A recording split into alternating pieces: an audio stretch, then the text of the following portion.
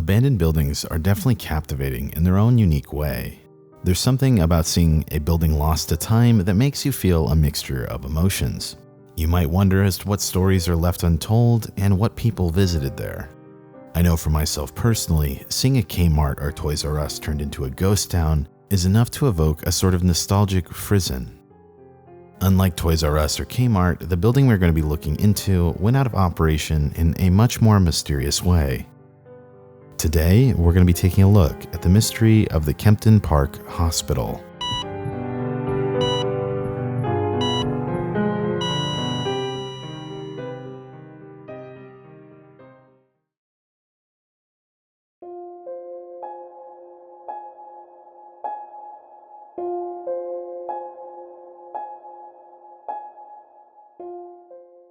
The tale of the Kempton Park Hospital is one shrouded in mystery. If you look online, you'll see multiple dates for its opening, ranging from 1976 to 1978. There's very little documented info on this hospital as a whole, but what we do know is that Kempton Park is 9 stories tall, and at the time of its operating, it had 350 beds. Keep in mind, this is no small hospital in the middle of nowhere. The location is a mere 30-minute drive outside of Johannesburg, and it was regarded as a staple in its community. Kempton Park was well equipped with top-of-the-line equipment, and quite a bit of money went into its operation. As far as we know, everything was running smoothly until one fateful day.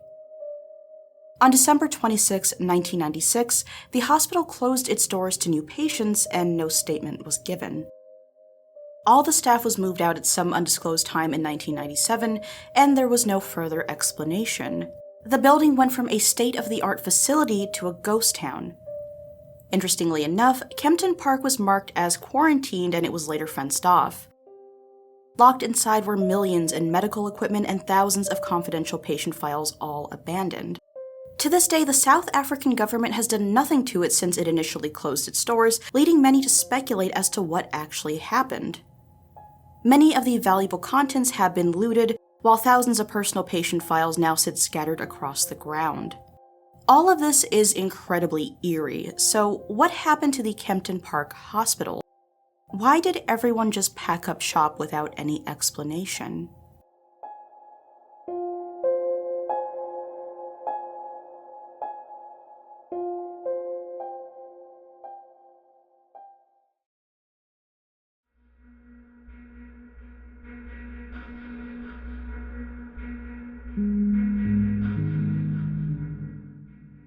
When it comes to closing a major hospital, you'd think the government would have a concise reason to do so. Yet, in the case of Kempton Park, that couldn't be further from the reality.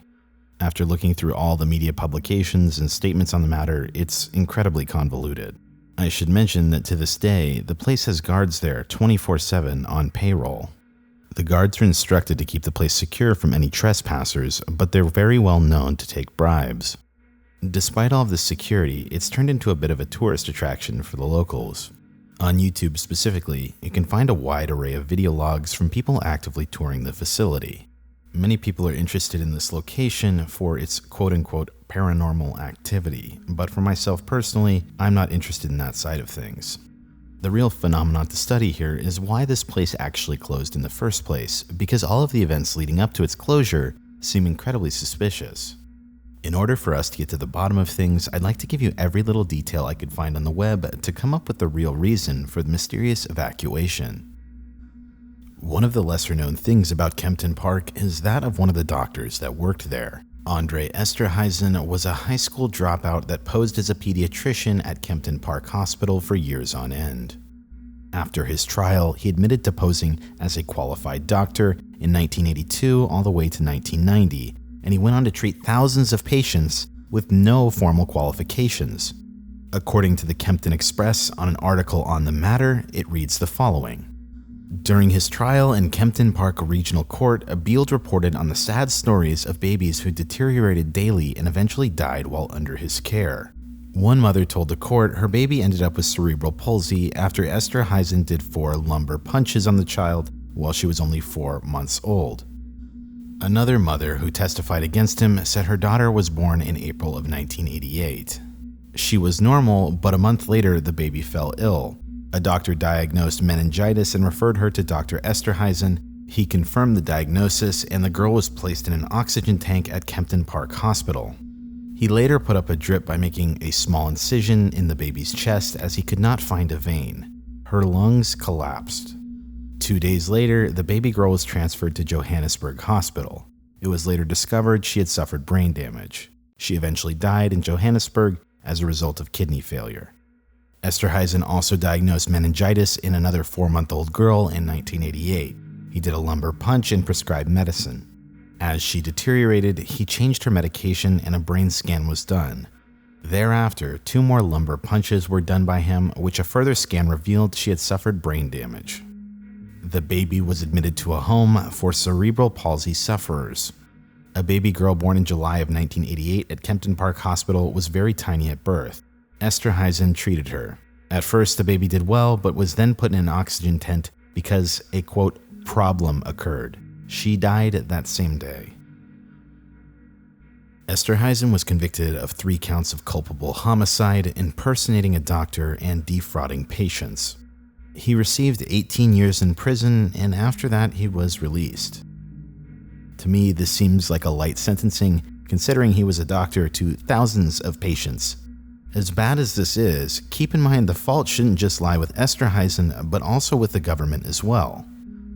I'm not entirely familiar with how things go down in terms of legal liability in South Africa, so I don't know how this would be accounted for in this situation.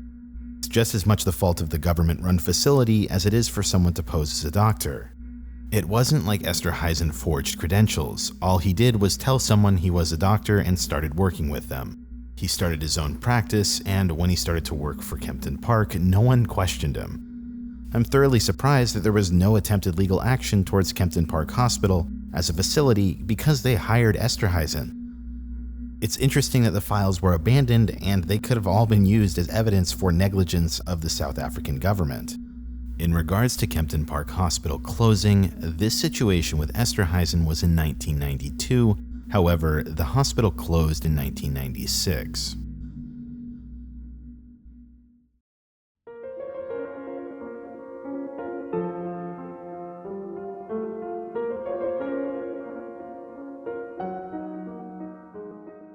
Next, I'd like to see what the South African government or Department of Health has to say about this hospital. The first article I found regarding Kempton Park was from the staff reporter dating back to November 15, 1996.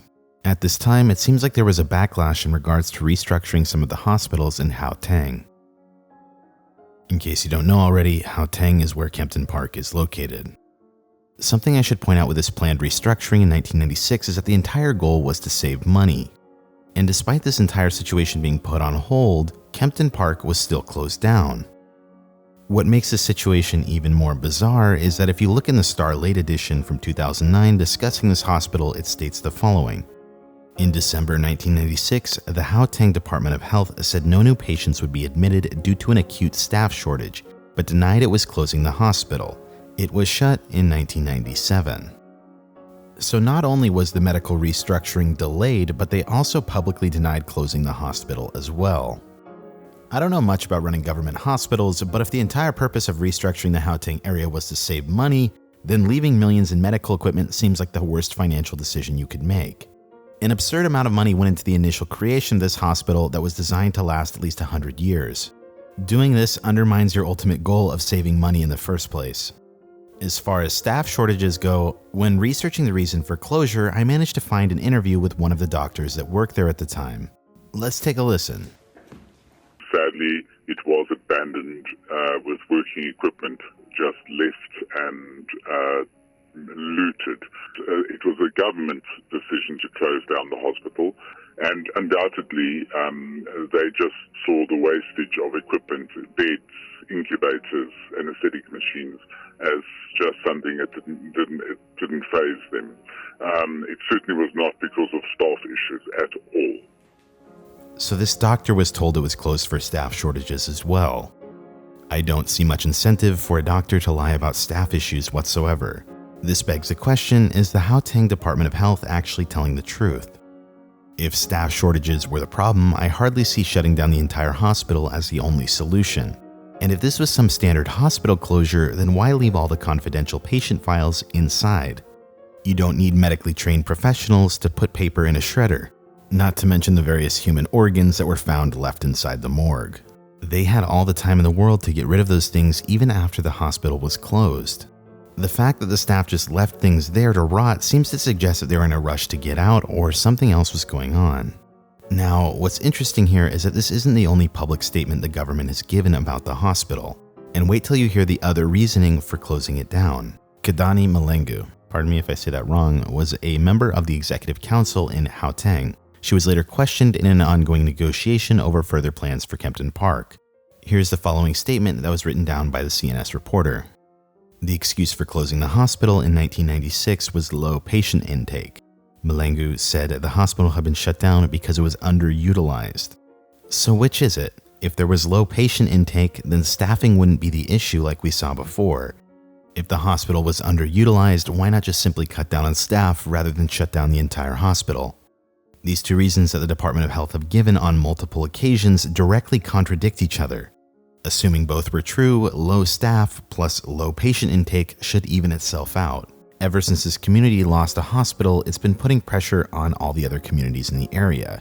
For reference, there's 170,000 people in Kempton Park, and they all mostly go to one hospital in Tembisa. Tembisa is completely overcrowded with 1,000 admitted patients at one time and only 840 beds.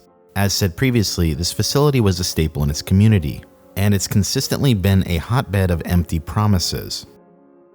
In 2006, plans to reopen the hospital were discussed, but there seems to have been controversy around the tender processes, so that never happened. In 2008, the Gauteng Department of Health said it would make provisions in its 2010 to 2011 budget to reopen the hospital as a 270-bed facility in a public-private partnership. That never happened.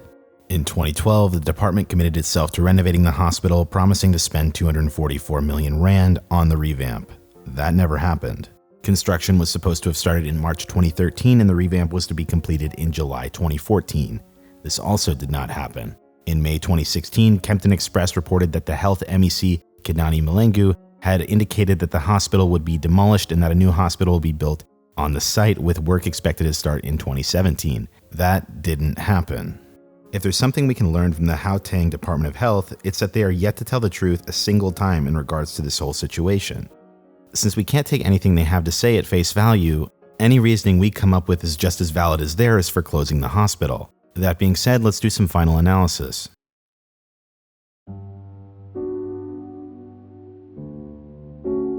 One thing I've hinted at throughout this video is the possibility that the hospital had some incident that caused a bunch of people to secretly evacuate.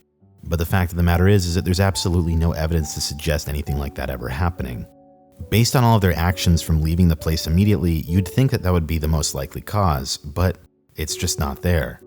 In my opinion, it's very likely that the Gauteng Department of Health isn't telling the truth. Their story isn't consistent, and their individual reasonings hardly justify shutting the place down.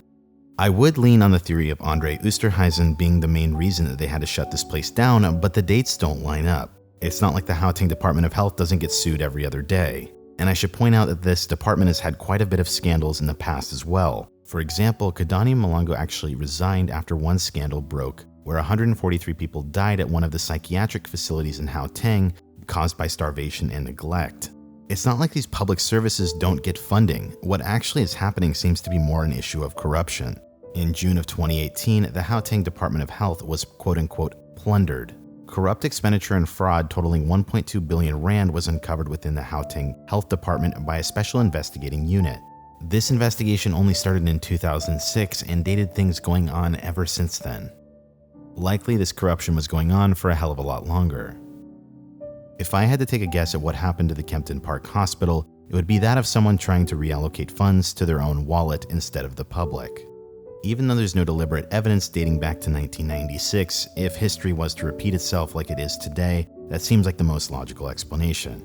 That being said, this is just conjecture. I'd also like to hear what you guys have to say about this as well. This is Barely Sociable. Have a good night.